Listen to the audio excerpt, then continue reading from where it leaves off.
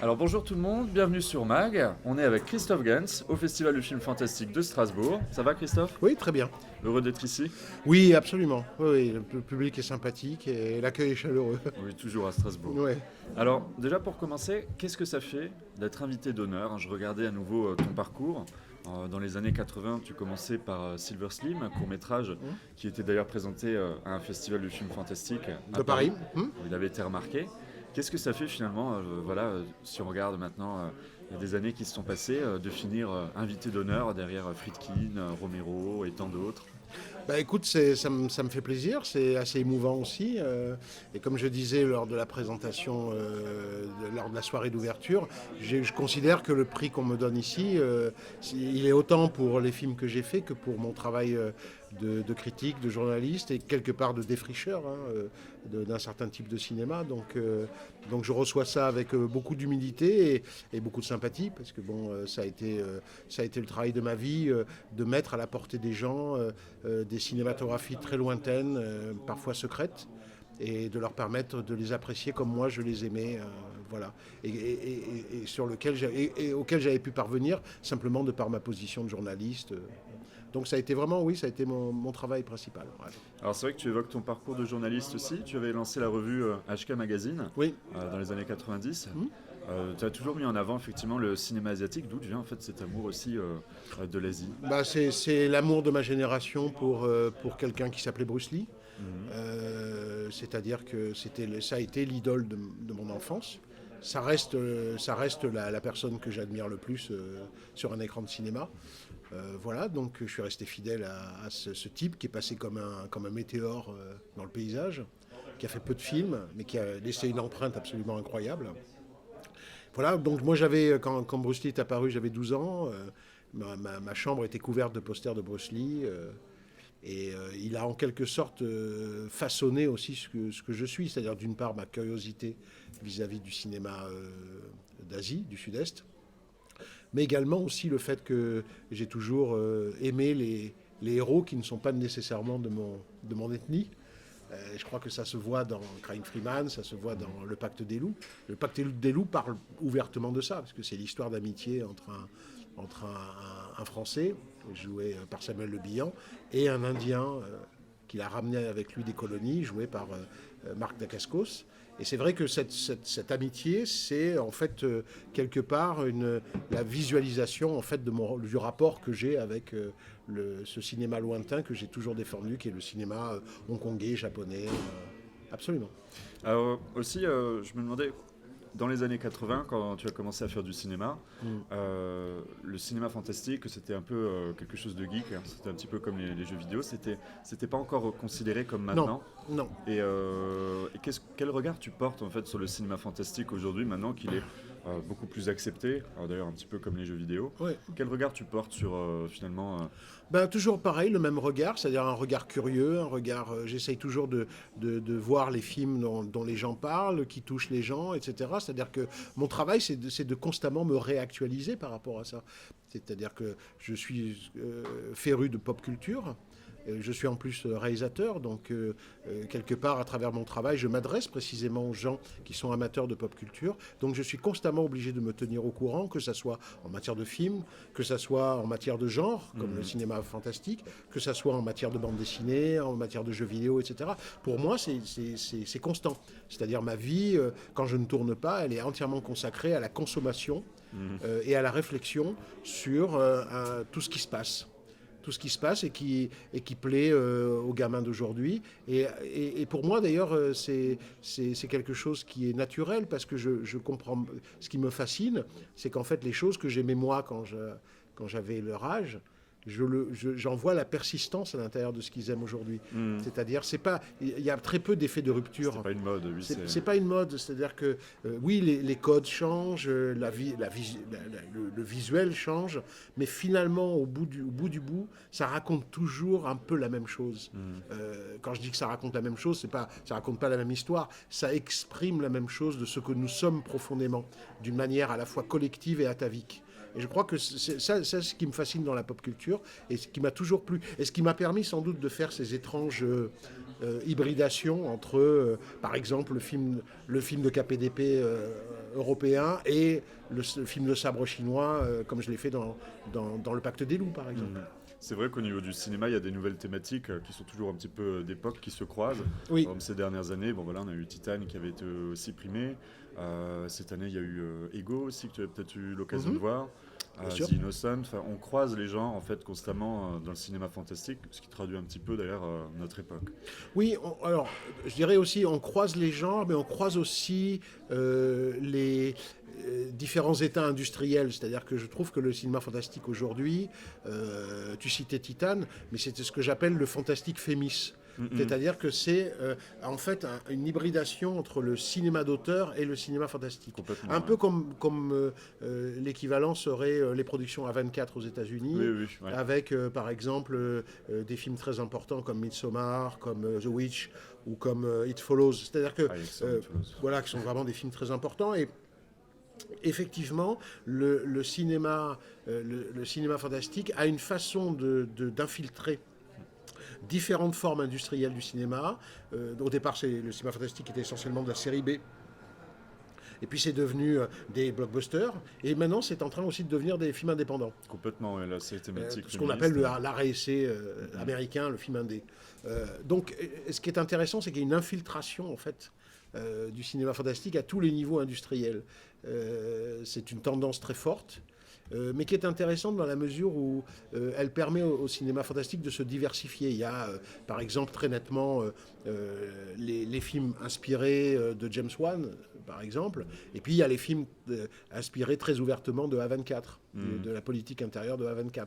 Donc on est confronté comme ça à différents courants, et c'est à nous de savoir, d'abord, si on peut en rajouter d'autres, et d'autre part, dans quel courant on se sent le mieux. Moi, c'est clair que récemment, j'ai beaucoup d'affection pour le travail d'Ari Aster, par exemple, le réalisateur de Midsommar et de Hereditary, qui est pour moi vraiment le cinéaste en pointe là-dessus. Mais curieusement, je trouve qu'il est assez proche, par exemple, d'un cinéaste comme Sam Levinson, qui lui ne travaille pas dans le fantastique, mais son travail sur la série Euphoria, par exemple, pour moi, a la même singularité et la même ouverture d'esprit et la même façon de jouer avec d'une manière très organique avec les codes du cinéma, la grammaire cinématographique, etc. Donc tout ça, pour moi, c'est ce qui fait la pop culture d'aujourd'hui. Et elle est aussi intéressante et aussi passionnante que ce qu'elle était à l'époque. Alors après, évidemment, il y aura toujours des gens pour vous dire que c'était mieux avant. Mais simplement, c'était pas que c'était mieux avant, c'est simplement, avant, ça passait par des canaux différents. Des canaux plus intimistes peut-être, maintenant c'est plus reconnu. Non, pas des canaux intimistes, mais simplement le cinéma, par exemple, avant se consommait essentiellement dans les salles. Les films cinéma fantastiques se consommaient dans les salles populaires, les salles de quartier. Il y avait des journaux qui étaient dévoués au cinéma fantastique, et l'information passait exclusivement à travers ces journaux, comme Starfix notamment, effectivement. Les fanzines, mais Starfix, évidemment. Et donc, la façon dont les gens embrassaient le genre était très différente d'aujourd'hui, où on est dans une espèce de brouhaha permanent, entretenu par le net, par les forums, par les réseaux sociaux, et qui fait qu'effectivement, on a beaucoup plus de mal à savoir qui est vraiment le mec qui emporte, qui est vraiment important, dans la mesure où tout le monde a une opinion là-dessus. Et tout le monde la fait valoir. Et toutes les opinions se valent. Oui. Et donc, voilà. Donc c'est vrai que c'est plus compliqué aujourd'hui de se retrouver dans cette forêt vierge qu'à l'époque où il y avait quelques grands leaders d'opinion, quelques grands journaux, quelques grands journalistes ou critiques que les gens respectaient et suivaient aveuglément. On est passé à une autre ère. De toute façon, on ne reviendra pas en arrière, donc on ne va pas commencer à jouer aux nostalgiques et tout ça. Pour moi, c'est comme ça.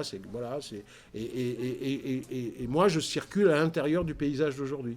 Alors il y a des choses que j'aime moins qu'aujourd'hui. Par exemple, ce qui m'énerve actuellement, c'est la façon dont l'idéologie woke essaye de récupérer le cinéma fantastique. Ok. Alors que pour moi, l'idéologie woke, qu'on va définir comme une espèce de nouveau puritanisme imposé par une nouvelle censure imposée par les groupes minoritaires, par exemple, c'est pour moi l'inverse de ce qu'est le cinéma fantastique. Le cinéma fantastique, pour moi, c'est la transgression, la subversion, l'anarchie, la contre-culture.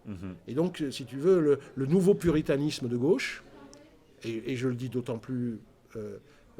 comment dirais-je, pacifiquement que je suis moi-même de gauche. Donc, le nouveau puritanisme de gauche m'emmerde. Oui, qui empêche de représenter certaines choses. Ça m'emmerde, sous prétexte surtout, de- ça me gave. Ouais. Voilà, donc ça fait... Mais c'est comme ça. Je veux dire que je regarde ça avec attention. D'ailleurs, il y aura sans doute des choses que je vais intégrer dans mon propre travail. Donc, c'est l'époque où je vis. Elle a des avantages, elle a des désavantages, mais c'est l'époque où je vis. Et aux dernières nouvelles, on n'a pas de machine à voyager dans le temps pour revenir à la bonne vieille époque où on avait Carpenter, Cronenberg, Romero, Argento qui se suivaient sur les écrans. C'est comme ça. On n'y reviendra pas. C'est vrai. Voilà. Bon, moi je vis avec mon époque et j'embrasse tout ce qui est bien et je dis aux gens continuez à être tolérants, ouverts, curieux et tout se passera très bien. Voilà. Alors peut-être concernant aussi ton parcours, il est évident que le jeu vidéo, il tient aussi une place aussi importante. Alors bon, on est sur Mag Movie and Game comme son nom l'indique. Tu avais adapté Silent Hill. Tu as annoncé, si je ne m'abuse, nouveau Silent Hill. que tu travailles sur un nouveau Silent Hill. Je travaille, oui. On est même sur le point d'y aller, puisque le début du tournage est prévu pour le 20 février. Donc, oui, c'est tout frais. C'est demain. C'est bientôt. Ah oui, c'est bientôt. Et donc du coup, petite question, parce que tout le monde se pose la question, est-ce que c'est toi qui travailles sur le jeu vidéo Silent Hill? Le jeu vidéo Silent Hill que tout le monde attend. Alors non, je ne travaille pas. Par contre, j'en connais un bout dessus, puisque en fait, je travaille avec Konami. Ah oui, tiens. Ah oui. Avec Hideo Kojima. Absolument. C'est-à-dire qu'il y a... Je travaille pas avec Hideo Kojima. Kojima n'est plus à Konami. C'est vrai qu'il l'a quitté, oui, depuis Ah oui, un moment, même en claquant la porte, d'après ce que j'ai cru entendre. Donc, je travaille avec la Silent Team, les créateurs originaux. D'ailleurs, je les avais rencontrés au moment du premier Silent Hill. Ils sont toujours là. Donc voilà. Non, en fait, je travaille en collaboration avec Konami, simplement parce que ils sont en quelque sorte les coproducteurs du film et ils ont un droit de regard, ce qui est normal, sur le travail que je fais d'adaptation pour un nouveau Silent Hill. Et quelque part, ça les aide aussi à voir la façon dont on peut faire évoluer Silent Hill. Ils connaissent ma dévotion totale à Silent Hill, ils connaissent mon amour et mon respect pour Silent Hill, donc ils ne voient pas d'objection à regarder mon travail, à dire par exemple, la dernière fois qu'on s'est parlé en visioconférence, par exemple, chaque fois, il me demandait d'expliquer pourquoi, par exemple, j'avais pensé l'esthétique des monstres de telle ou telle manière, etc. etc.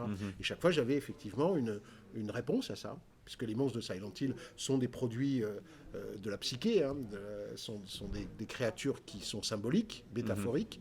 Donc, ça les intéressait de savoir comment j'étais parvenu, par exemple, à certains looks dans les créatures. Et chaque fois, je leur répondais et tout. Donc, c'est un travail intéressant parce que finalement, il y a deux équipes créatrices qui travaillent sur le même matériau d'une manière parfaitement indépendante, mais en même temps en s'échangeant des infos. Oui, c'est bien ça. C'est assez cool. Ouais, franchement, c'est assez cool. Mais je te dirais que le respect que j'ai pour eux, mais le respect qu'ils ont également pour moi, en fait, il est forgé par le fait que le premier film de Silent Hill, ils l'ont beaucoup aimé. Le film a été un succès. Oui. Et quelque part, on s'entend bien, on se connaît. Et puis... tout va pour le mieux, quoi. Puis on sait combien d'ailleurs adapter un jeu vidéo, c'est pas forcément facile puisque les grammaires sont pas toujours exactement non, les mêmes. Les grammaires sont très différentes. Et donc du coup, rien que là-dessus, est-ce que tu peux nous en parler d'ailleurs de ce travail en fait? Comment c'est d'adapter un jeu vidéo? Comment tu procèdes en fait, par exemple avec Silent Hill sur ce prochain film? Tu sais, pour moi Silent Hill d'abord, c'est comme tout le monde, tous les gens qui jouent à Silent Hill, d'ailleurs tous les gens qui jouent aux grands jeux vidéo, on s'immerge à l'intérieur d'un univers. Donc, comme je l'ai souvent dit, pour moi Silent Hill c'est presque un documentaire sur un séjour que j'ai fait dans une ville qui n'existe pas, et pourtant que je connais par cœur. Je connais chaque coin de rue de Silent Hill. Je sais ce qui se passe après la petite maison avec la niche sur le côté. côté. Je sais très bien ce qui se passe. Je sais très bien qu'au bout de la rue, je ne vais pas pouvoir aller plus loin parce qu'il y a une fracture dans le macadam et qu'il y a le vide. Alors, ce que je veux dire par là, c'est que pour moi, l'expérience des jeux vidéo, c'est des expériences que j'ai vraiment vécues dans ma chair, quoi. C'est-à-dire que quand j'ai joué à Silent Hill, j'ai vraiment été là-bas. Donc ma restitution à l'écran, elle se repose d'abord sur ça, sur les émotions que j'ai pu ressentir en explorant un monde qui certes est virtuel, mais néanmoins pour moi a la consistance de la réalité. Sauf que c'est une réalité alternative, une autre dimension. Et donc, ma première expérience pour transposer Silent Hill, elle se bâtit là-dessus, sur mes propres émotions et la terreur que j'ai pu ressentir en jouant à Silent Hill. Ce qui est intéressant, c'est que le premier film de Silent Hill que j'ai fait était d'abord une espèce de map. On va employer le mot. Voilà, j'ai essayé de construire le décor le décor de Silent Hill. J'ai essayé de lui donner une réalité cinématographique. Ça a été mon premier enjeu. C'était un gros enjeu parce que je ne savais pas jusqu'à quel point j'arriverais à restituer à l'écran l'étrangeté de ce décor. Maintenant, le deuxième film, celui que je m'apprête à faire, je vais essayer d'expliquer que Silent Hill, c'est un endroit qui doit autant aux gens, aux créatures qui l'habitent, qu'à ce que nous projetons dessus.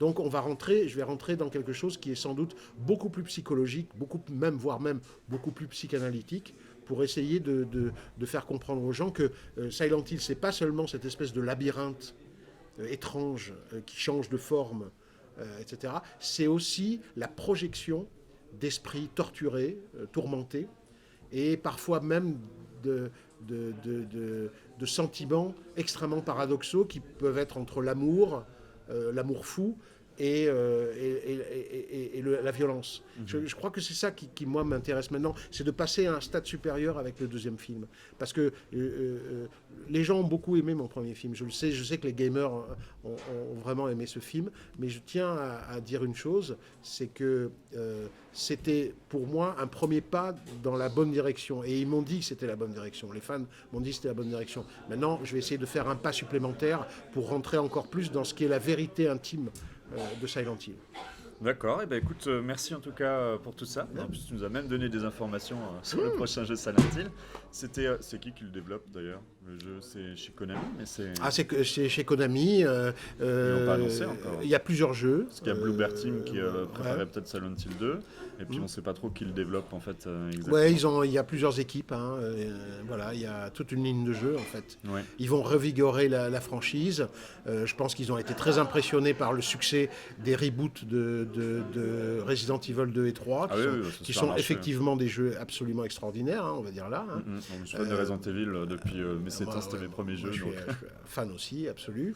Donc voilà, ils ont été très impressionnés par ça, et avec quoi. Donc ils se sont dit c'est le moment pour y aller. Et il se trouve que c'était le moment où Victor Adida, mon producteur, et moi-même, on a décidé de retourner à Silent Hill. Donc voilà, on s'est dit en même temps, les deux équipes, sans se concerter, se sont dit à un moment donné, c'est le moment d'y retourner. Et voilà, donc on y retourne. Merci en tout cas pour tout. À toi. Je vais te laisser t'échapper. Voilà, ok, merci à toi. Merci pour cet échange et à bientôt. Merci.